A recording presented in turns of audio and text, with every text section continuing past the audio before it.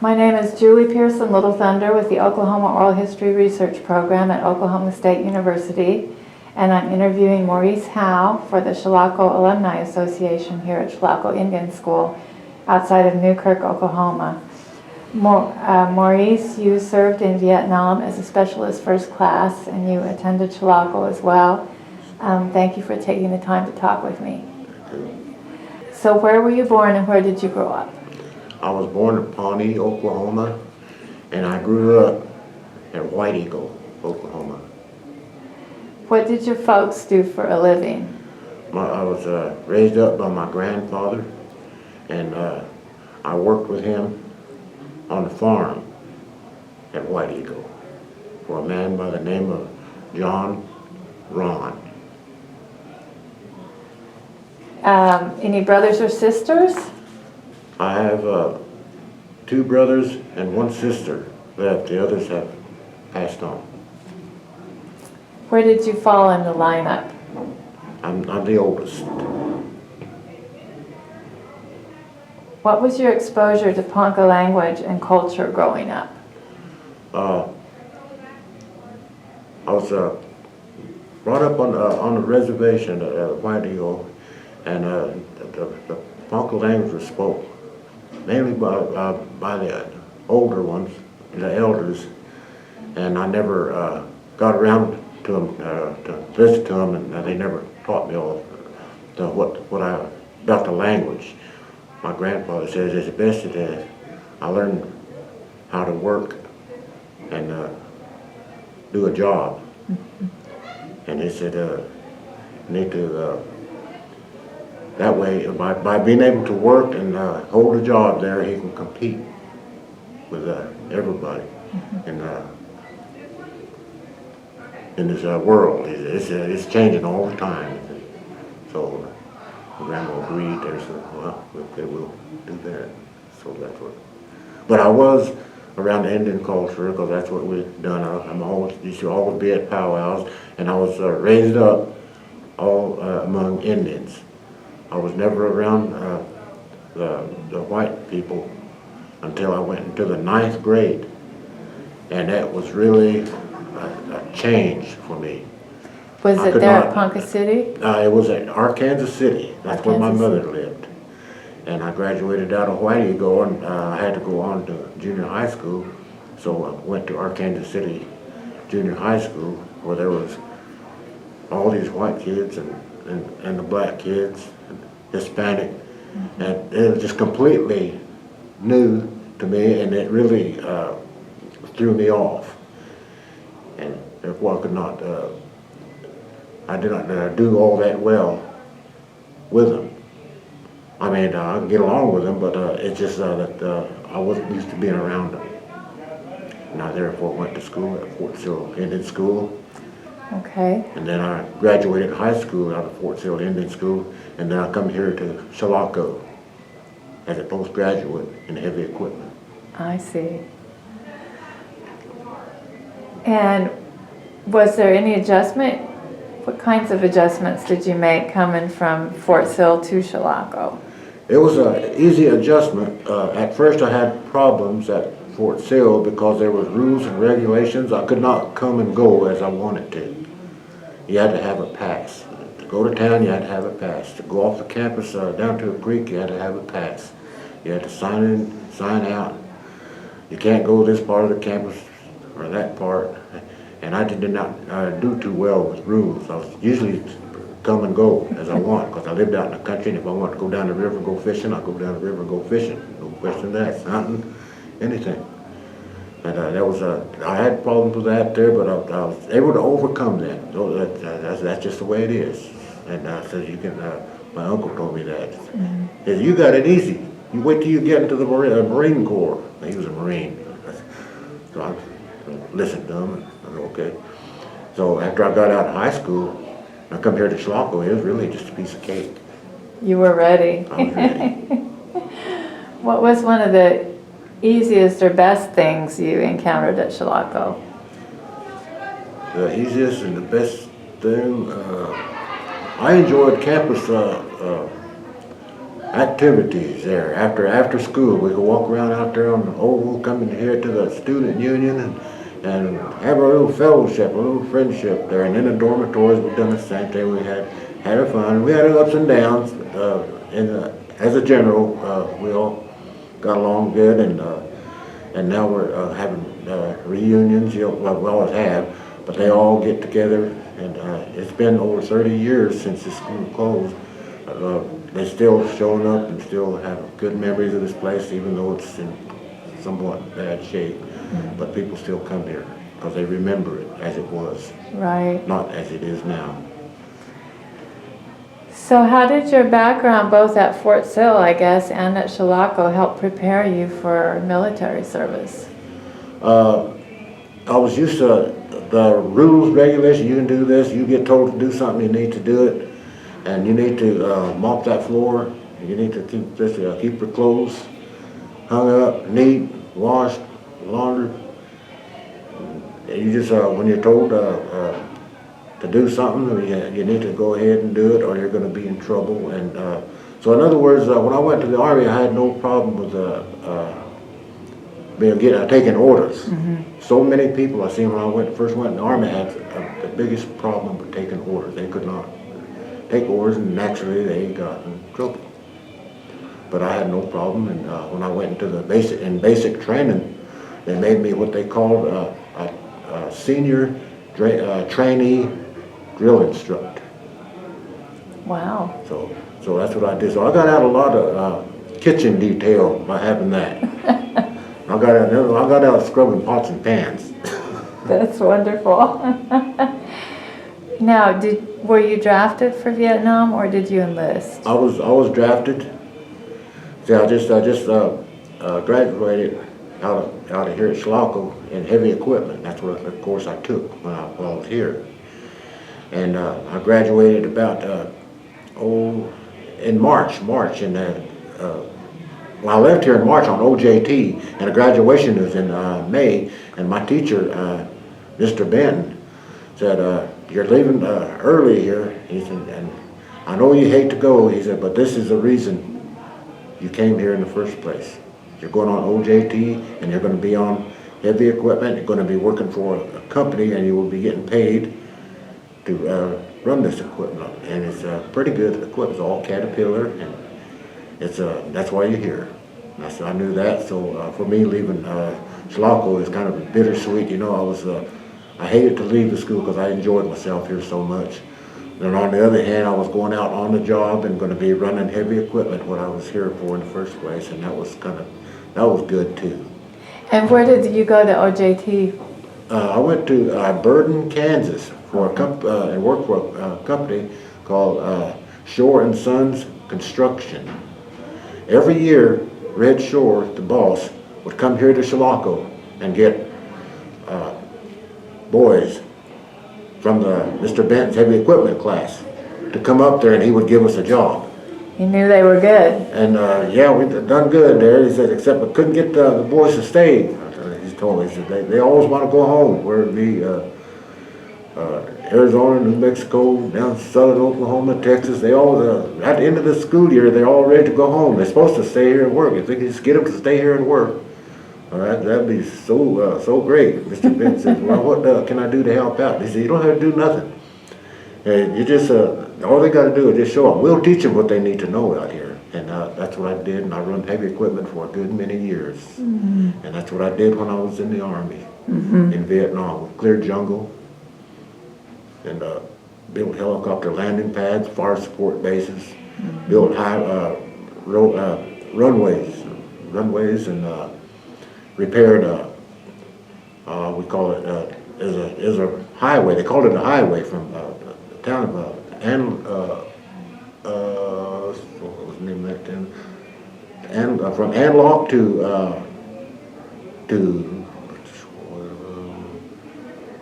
I can't think of the name. I know it. I got it right at the tip of my tongue. Anyways, it's about 10 or 12 miles of road, mm-hmm. and they said it was a highway. We looked at it, and to us, it looked like a donkey trail. Right. But anyway, we got it fixed. The reason we fixed it and repaired it is so our convoys Lyke, that's the name of it, that's what I'm trying to think of. Okay. Could get from Lyke to Quam Loy and not have real rough roads and just tear up the trucks and any other vehicle that they had, getting ammunition, food, supplies that the base needed. Right. And that's what we did.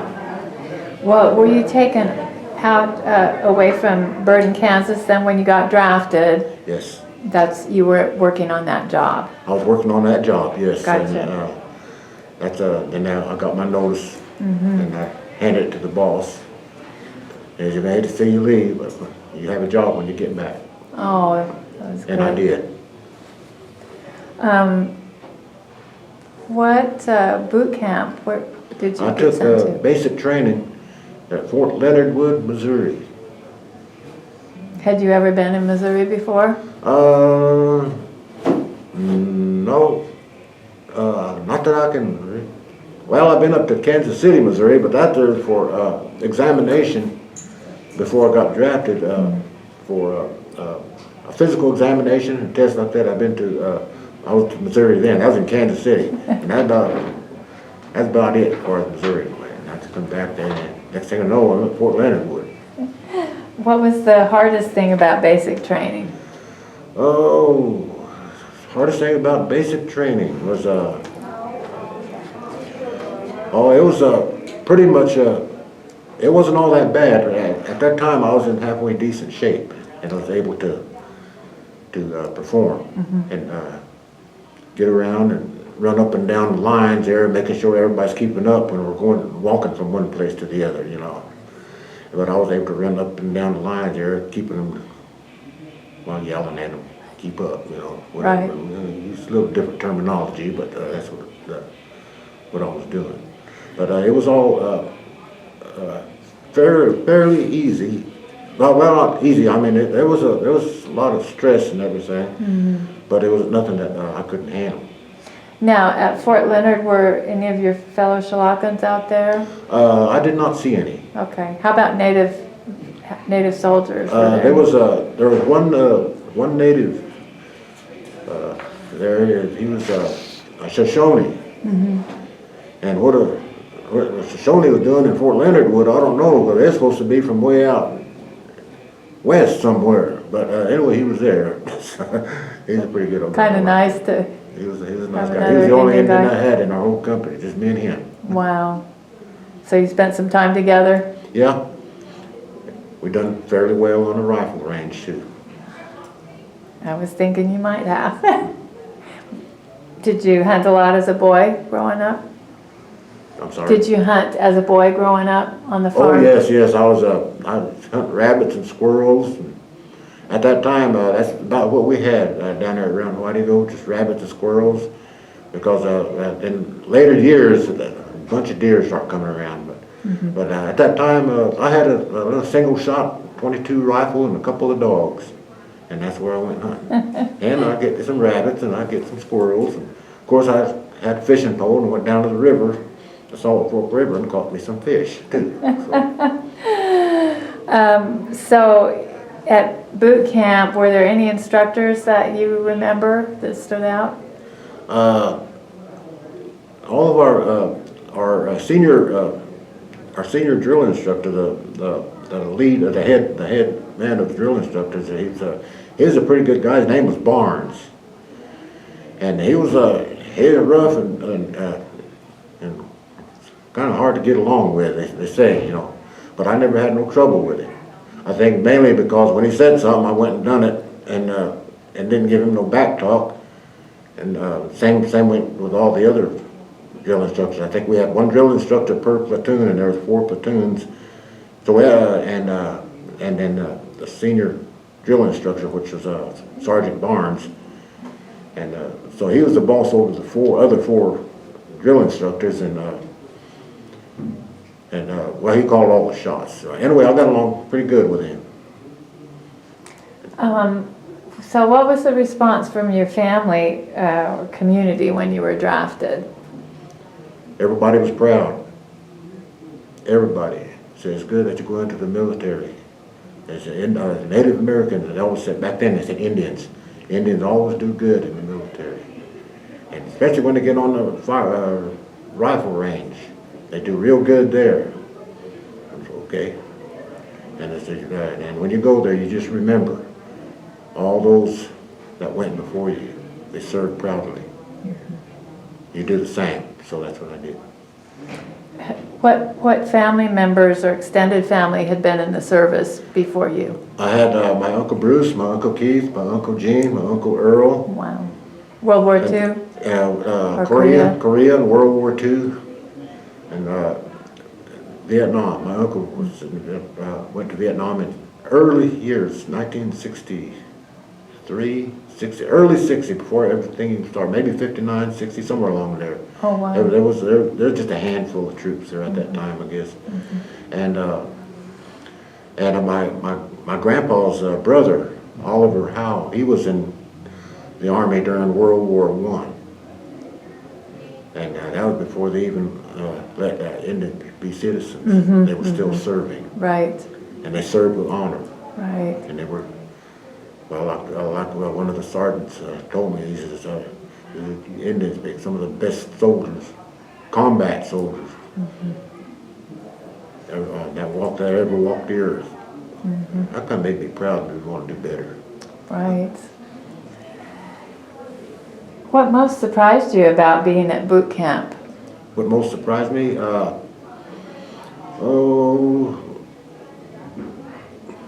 had some little bitty scrawny specialist. The specialist. Come running out there screaming and hollering around at me. And I looked at him, he couldn't have been more than 18 years old. Here I was, I think I was 21. Who's this little kid yelling at me? Who does he think he is? Maybe he needs a little lesson, you know. And then that's when my uncle's telling me, he said, they'll be doing that, they're doing that just to get under your skin. He said, when you're in the time you're in that military, whatever you do not let them officers or NCOs get under your skin. They like that. So you just stand there and take it and grin at them. Maybe not grin at them, but just what I'm saying is just don't let them get under your skin. So no matter how much they ranted and raved, it didn't faze me a bit. That's just the way I was brought up. My uncles taught me that. Now, you were in Fort Carson, Colorado, too, for a while. Yes, I was at Fort Carson after I got out of basic training, boot camp. Yeah, basic training, about 99% or thereabouts. They get out of basic training, then they are assigned to go to AIT, Advanced Individual Training. Okay. And with me, they did not send me to AIT. They put me right direct with the engineer unit. Simply because I went to school here at Chilocco and took heavy equipment course and with Mr. Benton here. And I went from here on OJT working with heavy equipment on the job at Burden, Kansas. With that experience here, with the schooling I had here, which was 2 years, and my experience on the job of about a year, they said there's no need to send him to AIT. We just put him right direct with the engineer unit. And so that's where I went. The 52nd Engineers, 31st Battalion in Fort Carson, Colorado, 1969. 68. Had you ever been to Colorado before?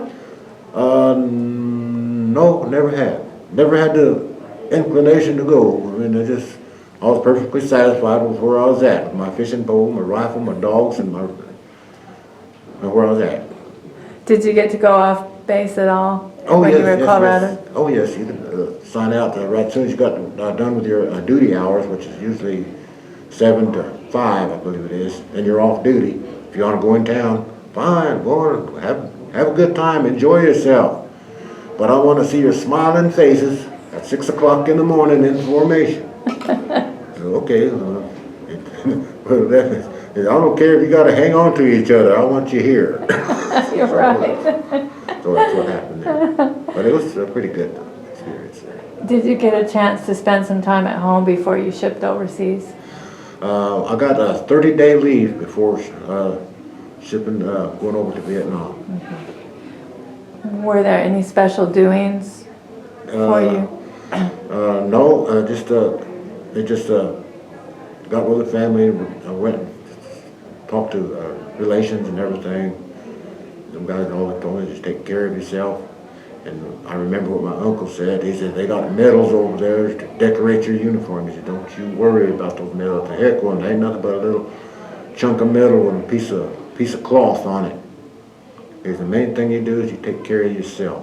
Mm-hmm. And you don't, and like I say, I'll say it again, do not worry about medals. Mm-hmm. So I didn't. Mm-hmm.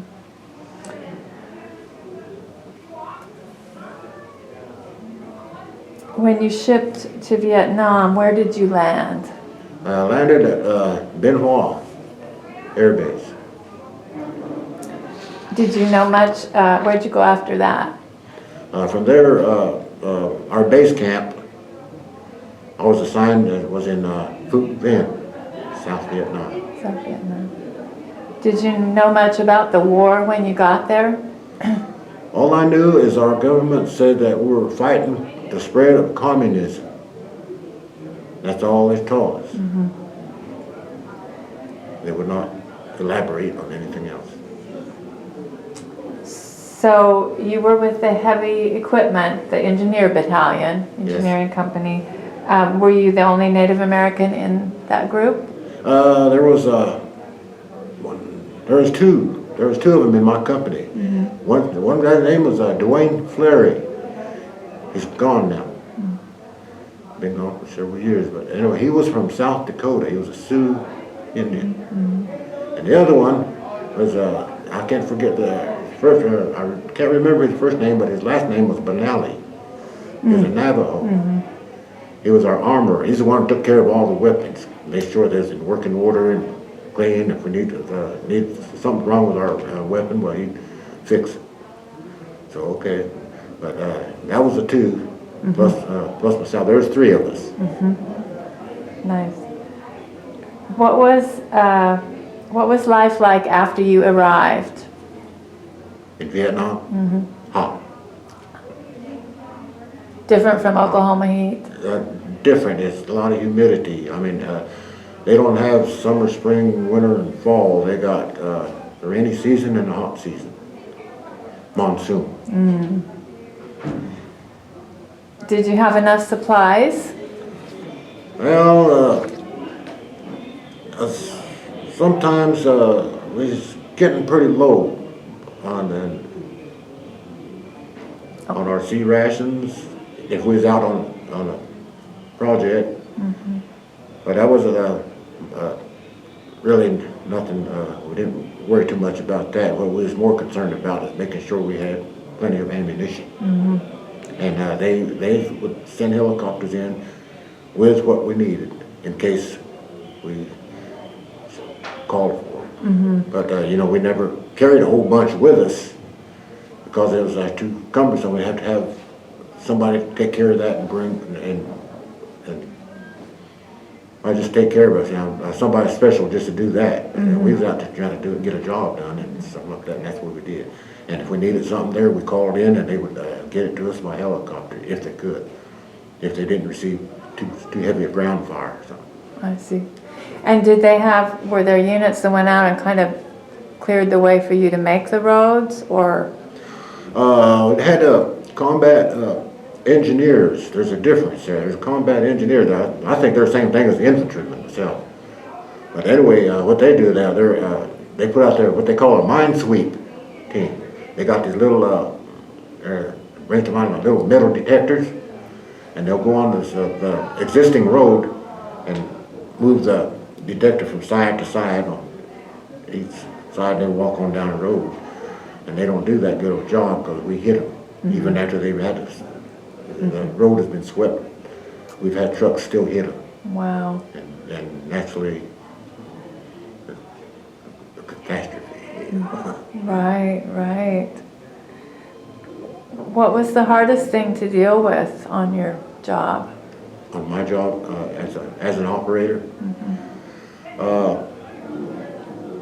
The job itself was not hard. I mean, it was just regular run-of-the-mill stuff that I was used to doing anyway. What concerned me was sniper fire and hostile activity toward my well-being. And I did not, you always had to be on the watch. Sometimes you might go several days, nothing happens, everything's fine. Then all of a sudden the whole thing falls apart, and I mean, we're scrambling and doing whatever we had to do to keep from being hurt. To stay safe, right. What's a moment or experience for you that stands out? The moment in Vietnam. Or an experience in Vietnam that stands out for you? Well, there was a lot of, there was combat, and there's men that died. They're just boys. They call it, all right, men. I said, men, they ain't nothing but boys. They're in the 18, 19 years old. And I lose some friends. I lost some friends. I know they're all right, yeah. But the happiest moment over there is when I got on that, what they call Freedom Bird. Oh, is that right? Yeah. And What it is that? lifted up off the ground where I landed. And can't remember that name now. Guanaloy, not Guanaloy. Da Nang, not Da Nang. That's way up north. Oh, that's where I first come in a That, I don't remember what you told me, but. Ben Hoa. Then what? We got on that Freedom Bird. It was a commercial aircraft that picks us up, brings us in, or takes us home. I see. And we all got in our plane, and it took off there. And as soon as it left the ground, everybody yells, "Hooray!" Yay! Yelling, happy. Everybody done that. They were happy for you. Yeah, everybody happy just to leave. And a lot of times, when it first left, the plane would go up kind of gradually, gain altitude. Well, ours is kind of like one of them roller coasters. It looked like it went straight up. And I guess it's to avoid ground fire, just in case there should be something like that. But anyway, that was my best moment there. What was that, just at the end of your tour? That was at the end of the tour, yes. When you guys were in your unit, how did you entertain yourselves? Sometimes we would have maybe once a month it would be what they call a floor show. They used to have some Filipinos or whatever, or somebody from Thailand, and they'd come and put a floor show there. They used to have what they call go-go girls. And they had their little old short dresses on there, and they had a band up there, and they'd be singing rock and roll songs from the 60s, and they'd be up there just twisting and shaking, and we'd all be screaming and hollering, And they had their beer cans, and if anybody got out of hand, just close it down. Right. Can't take care of yourself and act like soldiers. Can't handle beer. Shut down. But anyway, we never. That was if we was at base camp. Okay. Although most of the time we was out working. Right. In fact, one time I think I seen our base camp about 4 months straight. I think I seen our base camp 4 times, and that was only to go in to get paid. Boy. Do you recall any particularly humorous or something like a prank that somebody pulled, either at base camp, I guess, or? One thing that kind of stands out, well, I'll always remember, is these guys went to the EM club, the beer tent, and they all had a pretty good old time there. And boy, everybody, about 5 of them. I forget who they were. I used to be able to name them off, right? Anyway, they were walking back to the hooch where they supposed to slept. And they was walking down the road there right next to the perimeter, and there was a guard bunker up there. There's 3 guards up there. They all have, there was so many yards apart, And they was walking down there talking, having a good time there. And they had what they had called a password. There's one, the guard says one word, and then you say the counter to it. Well, at that time, it was the guard would say mosquito, and the one would respond with repellent. Okay. Well, we got there and the guard hollered out, "Halt! Who's there?" They all stopped. The guard yells out, "Mosquito!" Well, one of the guys, I don't know exactly who he was, he said, "Blankety blank, a damn mosquito." And, shut up, shut up. And then one of the other guys started hollering down, "Repellent, repellent, repellent." That was kind of funny. Well, I don't know if the guard laughed or not. He wasn't, I don't think he was too impressed. But after it's all said and done, we also got a pretty good laugh out. That's funny.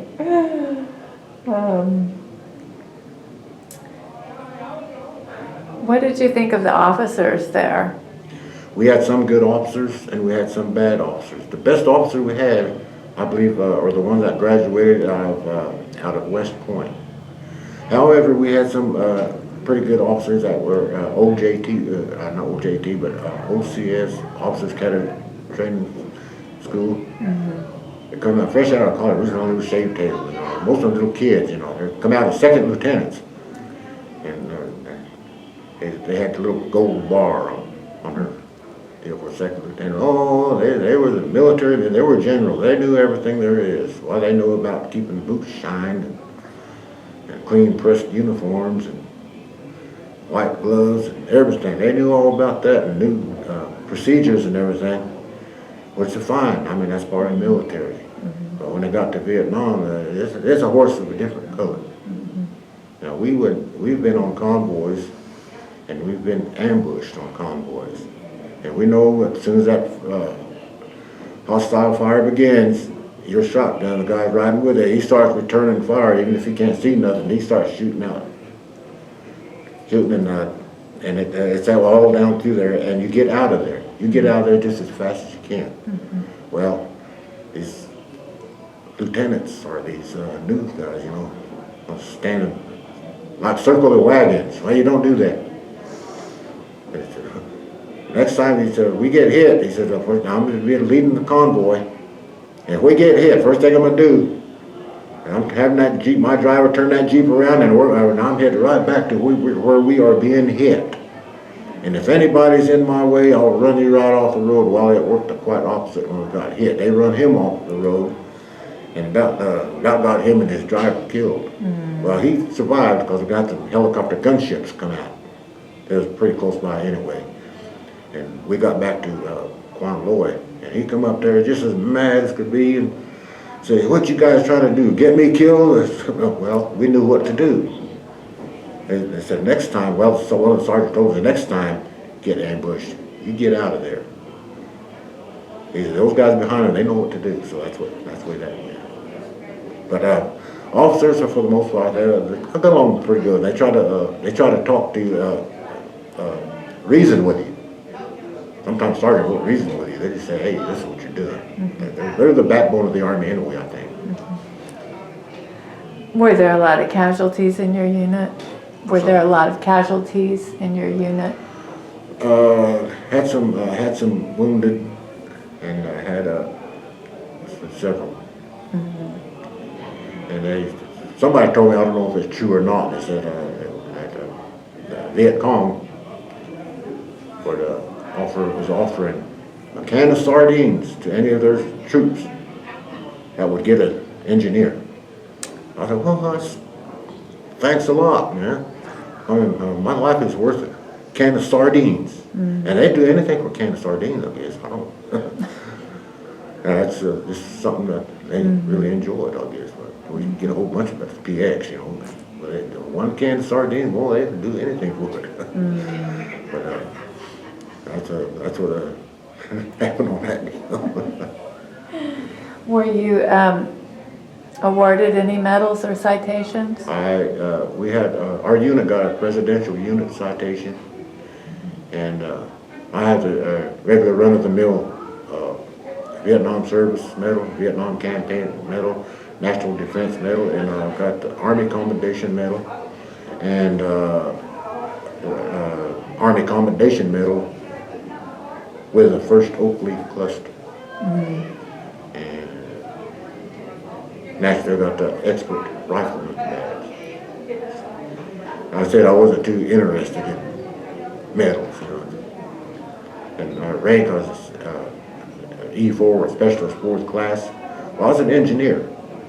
So engineers, they don't, when they get a promotion from E4 up to E5, they have to go before a board. And that means they got to shine their boots up, press out their fatigues, uniforms, and get real nice and clean and shaved, and stand at attention in front of 4 or 5 guys who ask you some dumb questions about who's the leader of the Philippine Islands, who's the CONARC commander, who's the commander.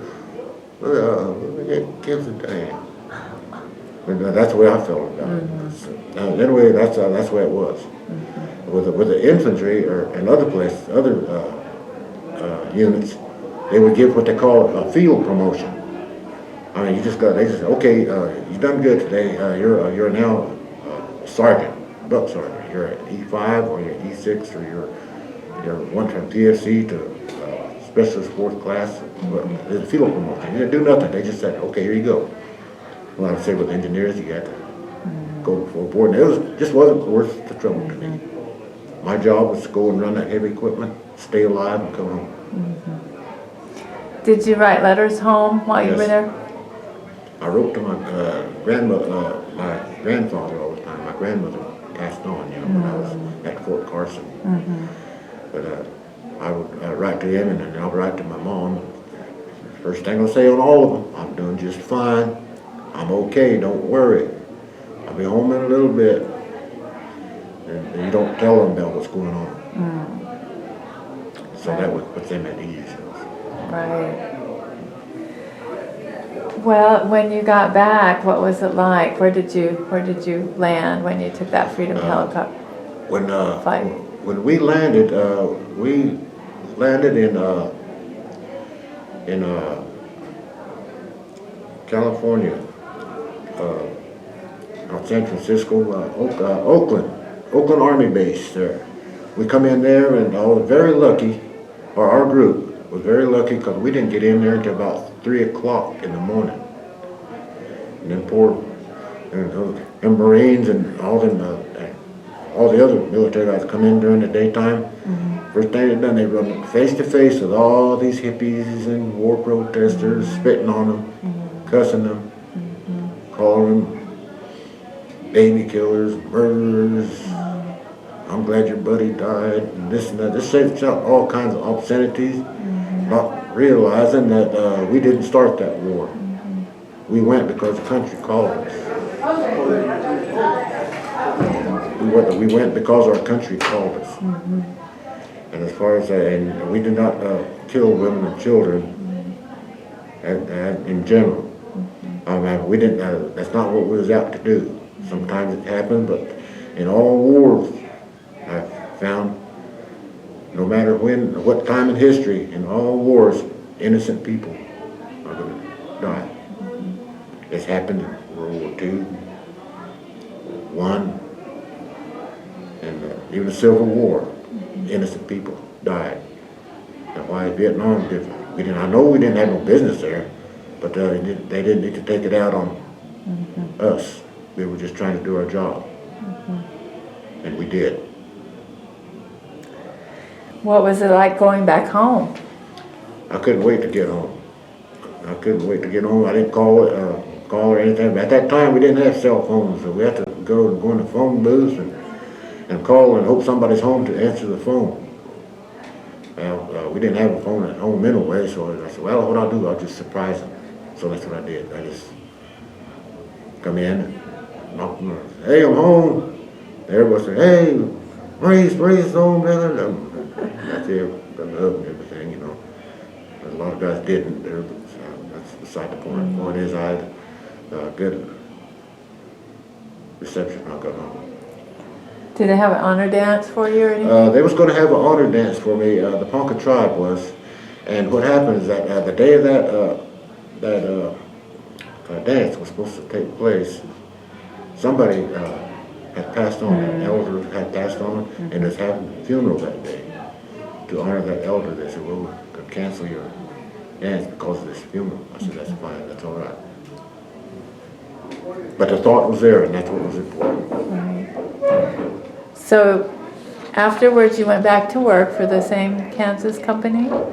Did you go back to Kansas to go to work Yes, afterwards? yes. I took, after I got back from Vietnam, I took 30 days off, and all I done was sit around, laid, slept late, done whatever I wanted to. Then next thing I went to the mailbox, and well, my mom did.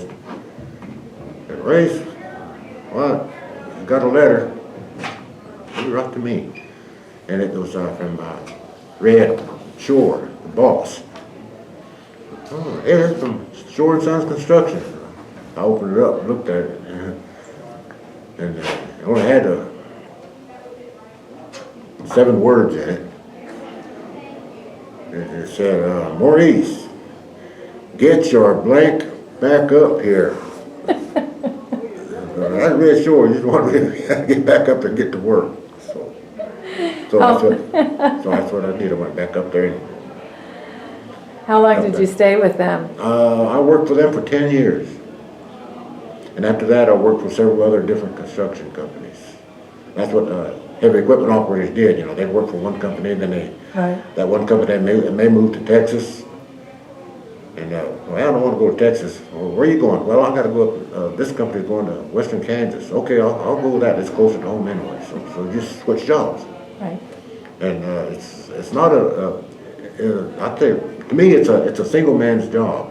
It's really hard to be married and then you work at one job for about 7-8 months there, and then pick up and move to another town, and she won't be able to settle down. She can just have to just sit there just waiting for the next place. Where we're going to move to next? Where we're going to move to that? With me being single all them years, it didn't matter. I said, okay, I'll go get it. Okay, so that's what I did. But when you got married, you... I settled down. I still work for a construction company, but it's stayed pretty much close to Ark City at that time. Right. And I had to drive from Burden to Ark City to go to work there, but I still went to work. And after that, I found another job in Winfield, Kansas. And it was a plastics company. And I said, oh, this would be kind of nice working on the inside. Heck, I froze in the wintertime running heavy equipment. This could be nice working on the inside. And so I worked there. And I just stayed pretty much without employed all my life. When I retired, and I got bored and retired, so I went back to work. Don't do nothing. Good for you. I work at Walmart. Work in hardware department. Used to work in lawn and garden. Hardware's easier. Anything's easier anymore. Right. Well, are you a member of any Native veterans groups? Sunday had me down as a member of Post 38, White Eagle. I've been a member there for a lot of years. And a lot of times at powwows, I go to powwows there, and the commander says, hey, Maurice, we need a flag bearer, or we need a rifleman. So that's what I do. And even today, I think they're going to be asking me to carry a flag at the powwow sometime today or tonight. So. Wonderful. Why are the Chilocco reunions important to you? The Chilocco reunions, why are they important I to you? can come back there, and when I come back there, I can see things the way it was when I was here, and all the good times and fun that I had. It was a home away from home, like everybody here says. It's a home away from home. If it wasn't for Chilocco, you know, they said I don't know where I would have been, but they took care of me, and all the people was nice. I made a lot of friends, and that's what Chilocco to me is all about. And main thing is I picked up a occupation. That's what they gave me. And they gave it to this school has given me a lot. All of us has given us a lot. How about getting together with Chilocco veterans? Why is that important to you? Watch what? Getting together with Chilocco veterans. It's anytime we get together with the veterans, it's an honor. And they serve from Chilocco, it's even more so. It seems like, you know, after Vietnam, like mainstream society was kind of trying to follow the lead in the way Indian country treats its veterans. It seems like mainstream society is trying to move that way. Do you think it's working better? Here about 2 years ago, I went down to the Kansas Clinic at Newkirk. I went there to pick up some medicine for my heart. And the nurse says, Maurice, the VA is going to be here on such and such a date for a meeting with all Native veterans. They are. Yes. You need. You're gonna go. You need to go. I says, I don't know. The VA hasn't done nothing for me in the last 40 some odd years. Why should they start now? First thing I done, I got mad. And I started to walk out. She said, well, they're noticing a big sharp decline in Native Americans applying for benefits. So every time they go apply for benefits, they get stonewalled or given a runaround, and they just say the heck with it. Don't even worry about it. There's a lot of Native Americans out there that deserving benefits from the VA, but they're not getting them. And that's what that meeting was about. Anyway, I went there, and I said, well, she said, well, they're serving dinner. I said, oh, okay, I'll be there. So I went there, and she said, my navigator, they called her. She said, she's the one that told me about the decline in Native Americans not applying for benefits. She said, I'm going to fill those forms out for the VA benefits. And she said, they're quite lengthy, but you fill them out, send them in, there'll be more. Keep filling them out and sending them in. I'll see to it that you get everything that you need. You fill them out and email them in, and whatever you do, don't quit on them. You stick right with them. So I did. And sometimes it's frustrating. I answered some questions about 4 or 5 times, it seemed like. That's good. When I start getting mad, say the heck with it. That money means that much. Benefit means that much. Got along with them this long. But without them this long, so, well, I remember what she said. You stick with them, so I did. So and she said, it'll take about a year. So after about a year, they called me up to Wichita for a CP meeting, which was a compensation and pension thing. And they asked me about what was wrong, and I'm suffering from post-traumatic stress. And somehow or another I've been covering it up, but I'm really short-tempered, but I'll get over it real quick. And then I just keep saying to myself, it'll pass, it'll pass, it'll pass. And a lot of things can trigger it. And anyway, to make it short there, they determined that I was 50% disabled because of post-traumatic stress disorder. And so they gave me, now they are giving me I don't know if it's a pension or a compensation, I don't know what they call it. Anyway, they taking care of me that way. But they haven't given me nothing for Agent Orange. I put something in, they said they didn't have enough information. Well, I didn't know nothing about Agent Orange except my buddies were dying. They said they don't have enough information. But anyways, I guess it's pending on that. I don't know. Anyway, I'm satisfied with what they're giving me, and I am registered to go to the Veterans Hospital up there at Wichita, if it can get in. I'd die before I get there. Right. There's this, but I do have an appointment I got to make here after the reunion's over for a yearly checkup. Good. But they've been doing pretty good, helping me as much as they could. I think mostly because I got in trouble. But anyway, they did give me some hearing aids, and I've got a problem with hearing it. I was in such a hurry to get down here today, I went off and forgot them. Oh. And that's come I had to say what. And I had to get a lady up to the audiologist said, now these hearing aids, they don't do it all, but they will help, and they do. They really help.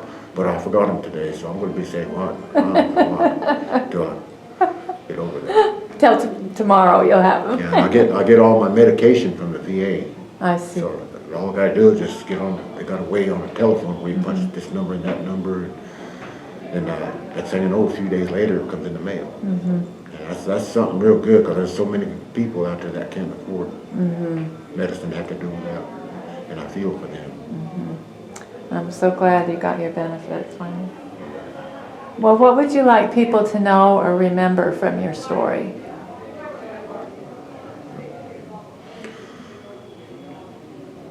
that us Chilocco veterans, all us Native American veterans, we served our country, and we were proud to do so.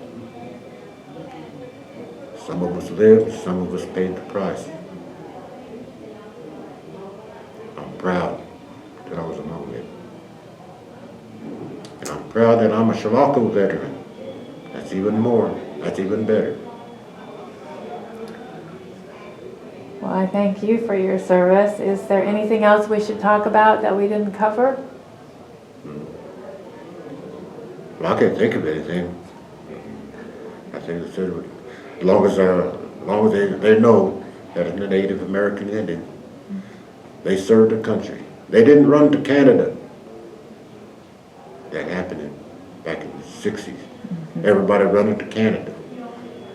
And our government welcomes them back.